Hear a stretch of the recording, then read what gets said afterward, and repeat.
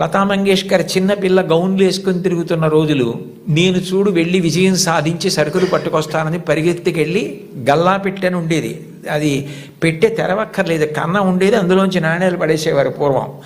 ఆమె వెళ్ళి ఇదిగో బేడ అంటే 2 అణాల నాణ్యం అనమాట, ఆ కన్నంలోంచి లోపల పడేసి కావలసిన వస్తువులను తీసుకుని వచ్చేసింది ఇంటికి.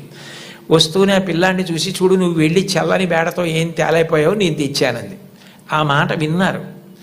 విని లోపల నుంచి బయటికి వచ్చి దీననాథ్ మంగేష్కర్, నువ్వు నీ గొప్ప కాదు, నువ్వు నా కూతురువని మీ పెట్టెలో పడేశాను ఇవ్వండి అంటే తీసి చూడకుండా వస్తువులు ఇచ్చేశాడు.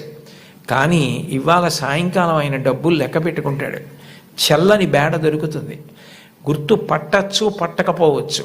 నువ్వు ఇలా మోసం చేయడం ఈ వయస్సులో నేర్చుకుంటే నీ జీవితం ఎలా వృద్ధిలోకి వస్తుంది, నువ్వు ఎట్లా బాగుపడతావు?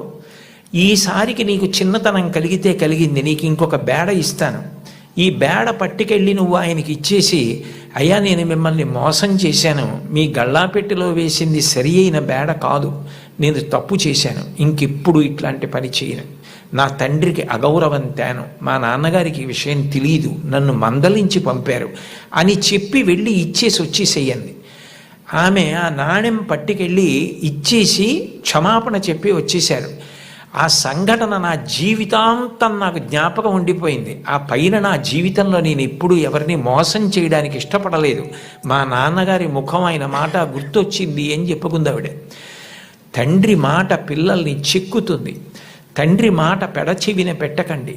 తండ్రి గారు మిమ్మల్ని ప్రేమగా పిలిచి చెప్పినా కోపంగా చెప్పినా తండ్రి యొక్క వ్యధ, ఆయన హృదయంలో మీరు పాడైపోకూడదన్న ఆర్తి ఉంటుంది తప్ప మిమ్మల్ని ఏదో దండించాలనేటటువంటి తాపత్రయం ఉండదు. తండ్రి మిమ్మల్ని ఎప్పుడు ఏ మాట అన్నా దాన్ని ప్రేమతో, నాన్నగారు తప్ప ఎవరంటారు ఇట్లా, ఆయనకి తప్ప అధికారం ఎవరికి ఉంది, మా అమ్మకి తప్ప ఎవరికి ఉంది అధికారం అని మీ అమ్మగారి మాట నాన్నగారి మాట వినడం మీరు నేర్చుకోండి.